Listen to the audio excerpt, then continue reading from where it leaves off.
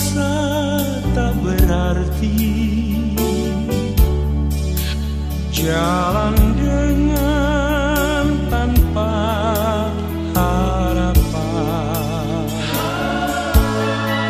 lalu tangan yang berlubang paku menjamah jadi hidup baru, dan kayu yang kasar mengubahkan jalan hidup yang penuh kegagalan. Ku puji Dia selama-lamanya, sebab salib mengubah hidupku, dan ku yakin darah Yesus yang suci sudah mengalir di Kalvari. Bila zaman berlalu, dunia mendebu, ku tetap pegang salib itu.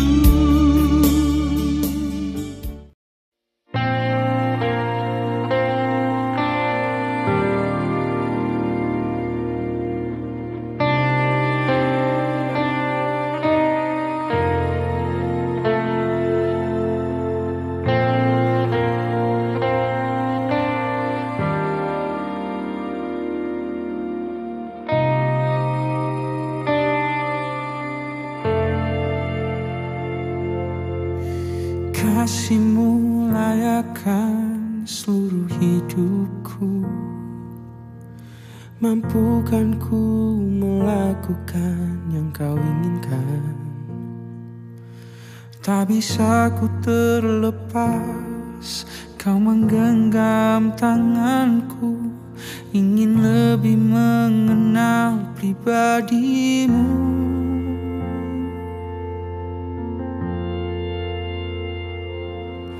Ku terhubung denganmu, selalu melekat di hatimu. Firman-Mu itulah dasar hidupku, yang berdaulat atasku.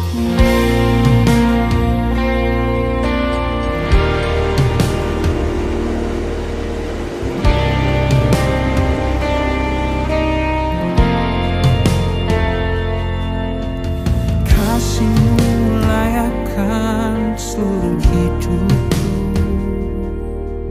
mampukan ku melakukan yang Kau inginkan. Tak bisa ku terlepas, Kau menggenggam tanganku, ingin lebih mengenal pribadi-Mu. Ku terhubung denganmu,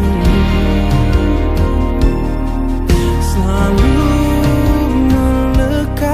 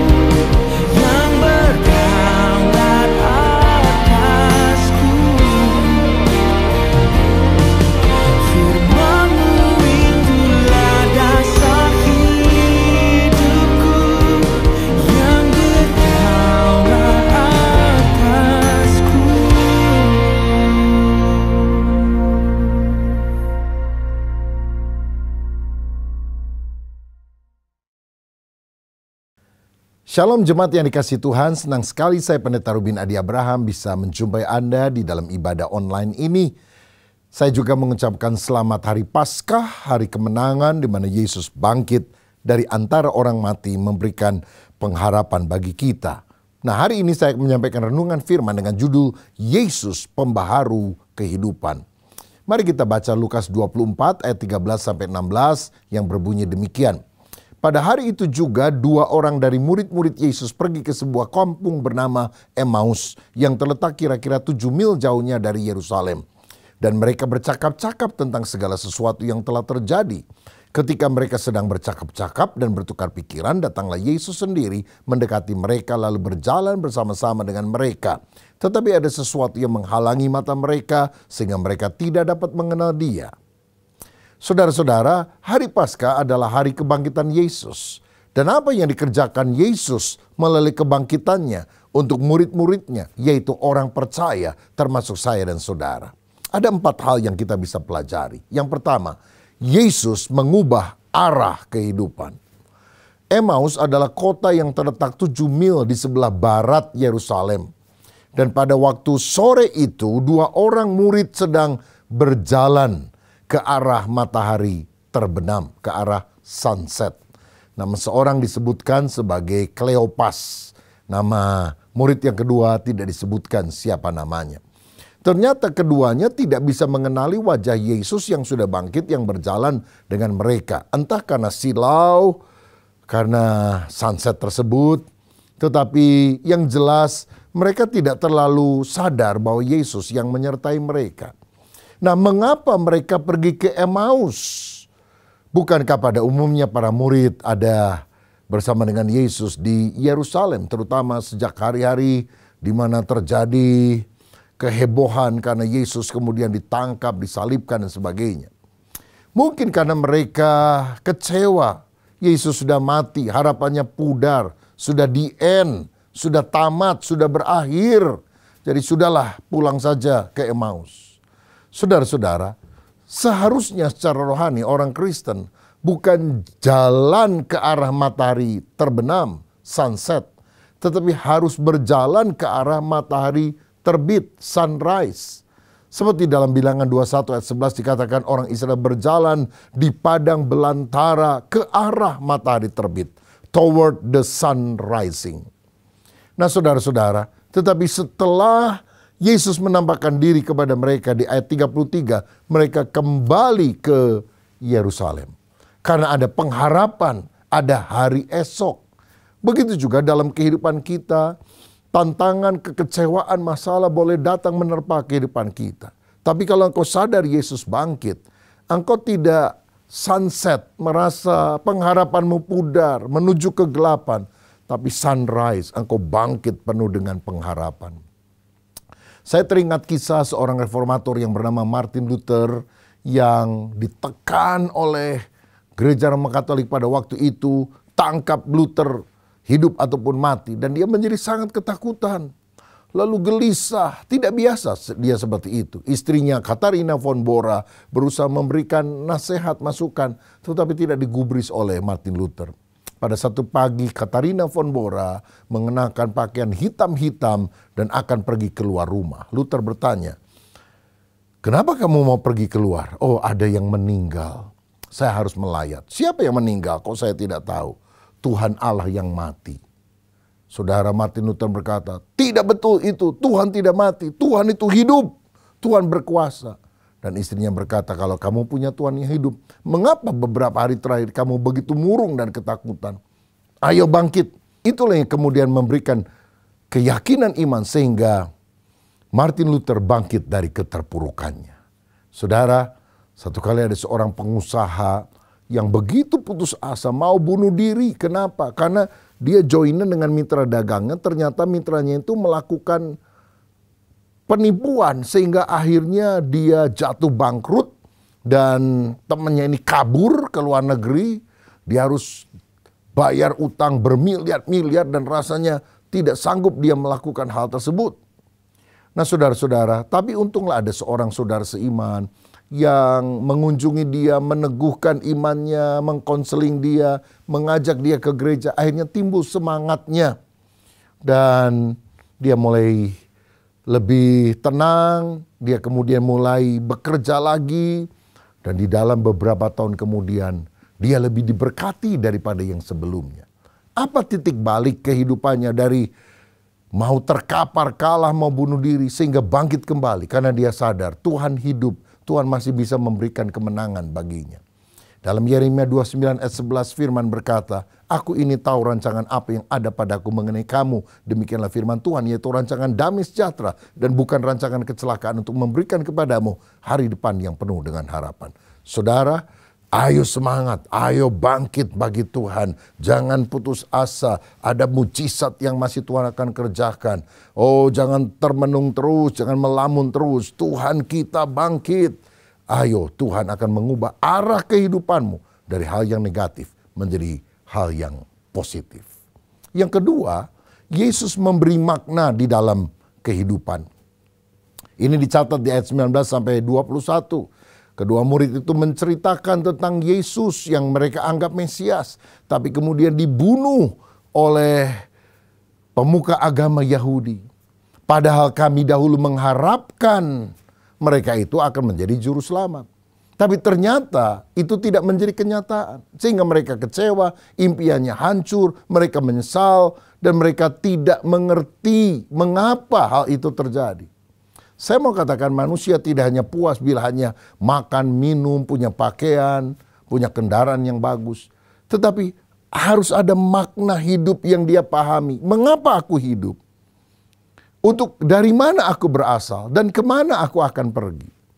Dan kemudian Yesus menjelaskan tentang peristiwa yang baru terjadi. Dan itu memaknai kehidupan mereka, pemahaman mereka dengan hal yang benar. Kegelapan di dalam pikiran mereka berubah menjadi terang. Karena dia berkata, bukankah Mesias memang harus mati, tapi setelah itu dia akan bangkit. Oh, baru mereka tercelik, benar juga ya, kenapa nggak kepikir. Dalam Yohanes 13 ayat yang ke-7, Yesus berkata kepada para muridnya, "Apa yang kuperbuat engkau tidak tahu sekarang, tetapi engkau akan mengertinya kelak." Ada hal di dalam kehidupan ini yang ketika Tuhan izinkan terjadi, kita nggak paham. Tetapi waktu kita tetap setia, percaya bahwa Tuhan melakukan yang baik, pada akhirnya kita bilang, oh saya ngerti sekarang. Itu sebabnya Tuhan mengizinkan hal itu terjadi. Satu kali ada seorang yang naik kapal bersama dengan yang lain. Tiba-tiba mereka mendengar ada orang yang berteriak, rupanya ada orang tenggelam ke laut, saudara-saudara. Tapi pertama mereka tidak terlalu cemas karena mereka mendengar ada juara renang dunia yang ada juga di kapal itu. Jadi mereka minta dia segera menolong. Jago renang itu melihat orang yang sudah ada tenggelam masih meronta-ronta ingin naik ke atas. Dan dia hanya melihat saja, tidak segera menolong. Yang lain teriak, ayo tolong, ayo cepat, lompat, ayo lompat. Dia bilang, tenang, aku punya cara dan waktuku sendiri. Baru setelah orang yang di laut itu hampir pingsan, jago renang ini langsung terjun dan mengangkat orang itu, menariknya dengan tali dan selamat. Lalu orang tanya, kenapa kamu masih menunggu ketika orang itu sudah hampir pingsan baru kamu tolong? Dan dia bilang, selama dia meronta-ronta, ini membahayakan bukan hanya diri saya, tapi juga dirinya. Nanti dua-duanya tenggelam. Tapi kalau dia sudah tak berdaya, aku melakukan bagianku. Aku dengan gampang menyelamatkannya. Dan orang-orang berpikir, oh kami mengerti. Begitu juga dengan pertolongan Tuhan. Kadang waktu kita masih berupaya dengan sekuat tenaga, dibiarin sama Tuhan. Tapi sampai pada satu titik, Tuhan mengizinkan pertolongannya terjadi pada waktu kita sudah menyerah. Nah, jadi Tuhan ingin memberikan makna di dalam kehidupan kita. Kita mengerti rancangannya. Melalui apa? Melalui firman-Nya. Karena ayat 27 berkata, lalu Yesus menjelaskan kepada mereka apa yang tertulis tentang dia dalam seluruh kitab suci. Mulai dari kitab-kitab Musa dan segala kitab nabi-nabi. Saudara-saudara, jadi dia mulai menjelaskan bahwa memang Mesias harus menderita. Tapi dia akan bangkit lagi. Sehingga mereka memahami makna kehidupan. Saudara, saya percaya bahkan di dalam keadaan sukar kita perlu belajar makna hidup ini. Karena cara Tuhan memproses karakter kita itu kadang-kadang kita tidak pahami. Tetapi mari kita andalkan Tuhan. Sebab kegagalan kita, kesalahan kita, hambatan-hambatan yang ada dalam jalan hidup kita ternyata waktu dimaknai oleh Tuhan bisa menjadi berkat yang tidak pernah kita duga sebelumnya. Sekian puluh tahun yang lampau ada sebuah gedung yang sangat tinggi di New York yaitu World Trade Center yang disebut sebagai Menara Kembar, Twin Tower. Itu hancur keduanya karena ada pesawat daripada teroris yang menabrakkan diri ke sana. Banyak orang, ribuan orang mati, saudara-saudara.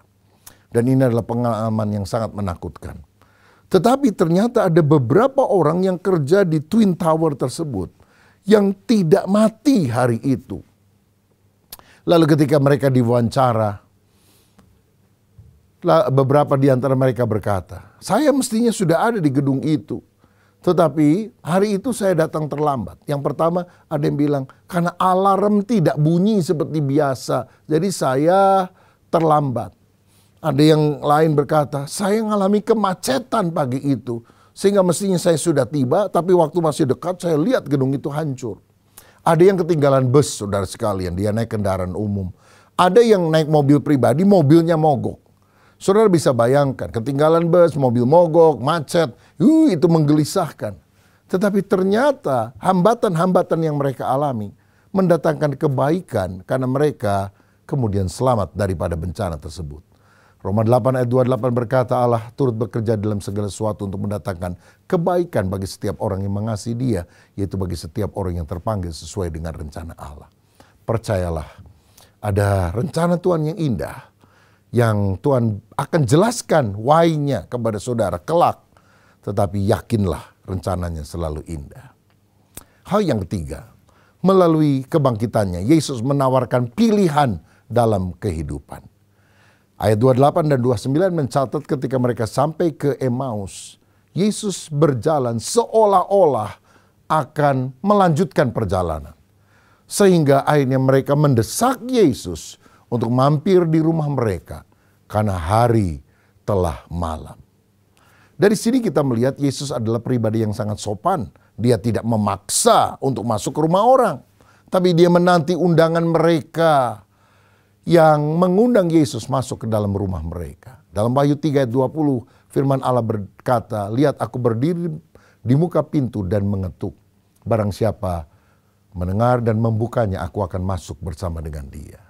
Saudara-saudara, jadi Yesus mengetuk pintu. Dia tidak menggedor, apalagi menendang-nendang pintu hatimu. Tapi dia mengetuk. Apakah saudara mau membukakan pintu hati untuk Yesus masuk?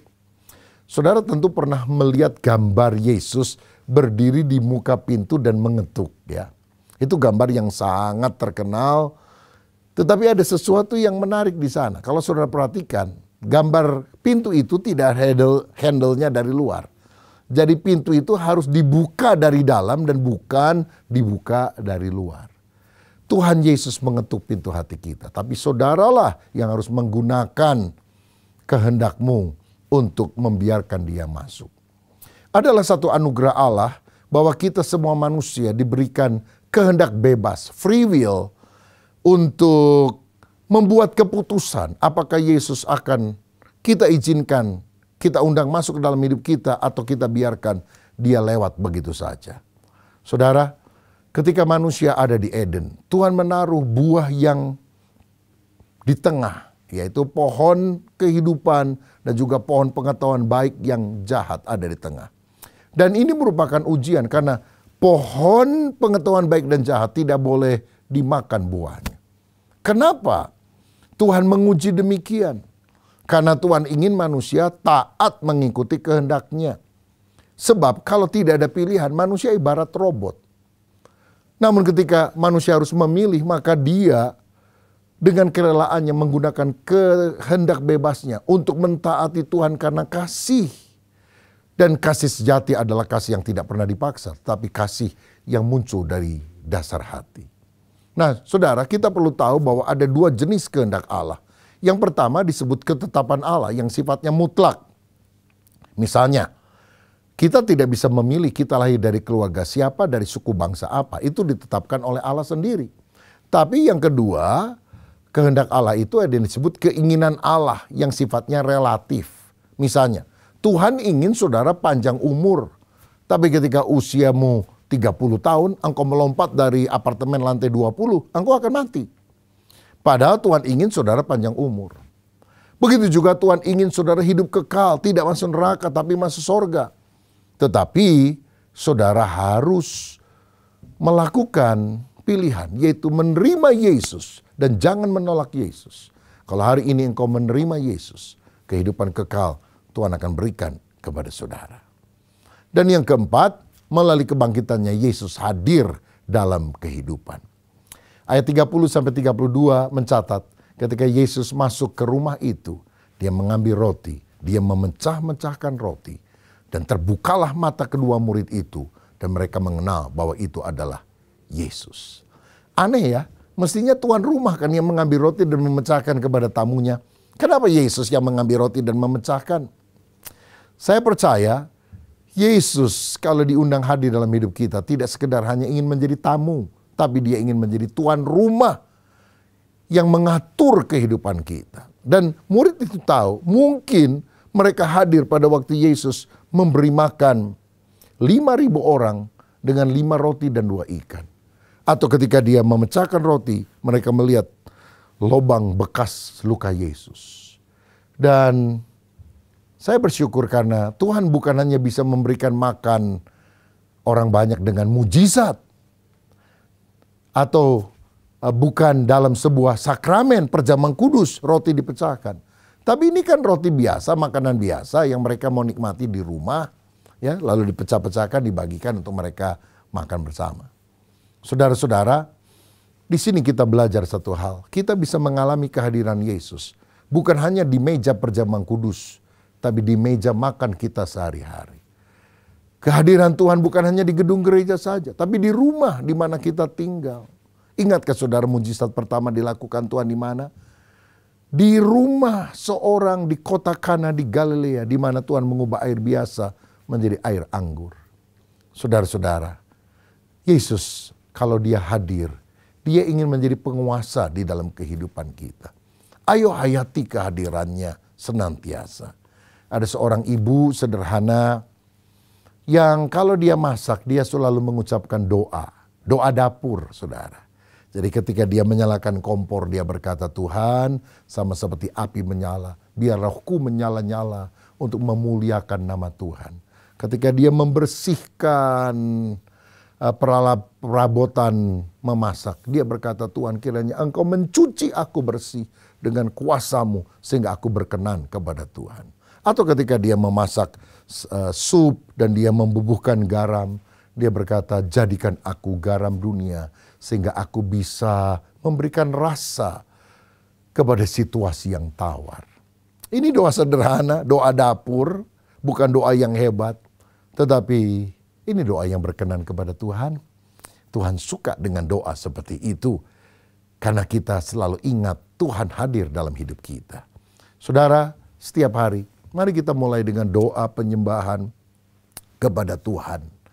Welcome Lord, aku mengasihi Engkau Tuhan. Nah saudara-saudara, di ayat 32, para murid itu berkata, bukankah hati kita berkobar-kobar ketika dia berbicara dengan kita di tengah jalan. Kalau hadirat Allah kita alami di dalam kehidupan pribadi, dalam keluarga kita, hati kita tidak akan suam, hati kita berkobar-kobar untuk memuliakan Tuhan.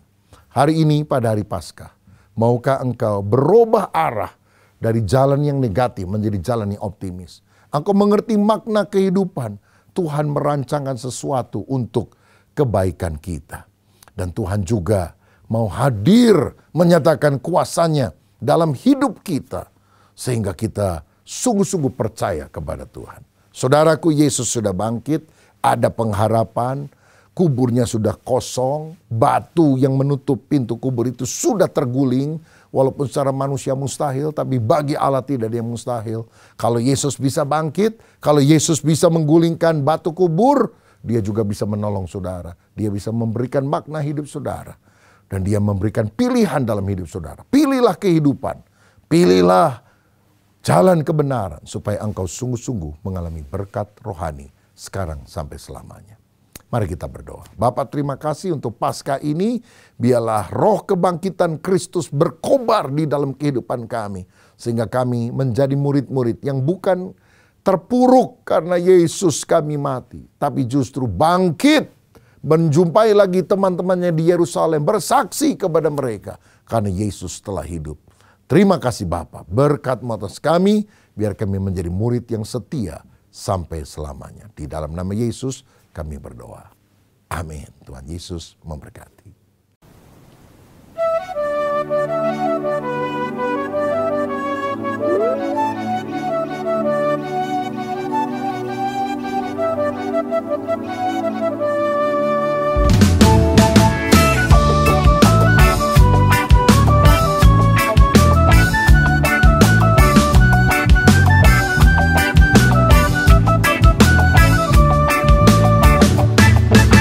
Betapa heran, betapa mulia kasih Yesus Kristus yang dicurahkan. Marilah mari mengenal kasih itu yang melampaui segala pengetahuan. Sio, sio, sio manise, semua disayang Tuhan Yesus. Sio, sio, sio manise, ale semua dicinta Tuhan Yesus. Betapa heran, betapa mulia kasih Yesus Kristus yang dicurahkan. Marilah mari mengenal kasih itu yang melampaui segala pengetahuan. Sio, sio, sio manise, ale semua disayang Tuhan Yesus. Sio, sio, sio manise, semua dicinta Tuhan Yesus.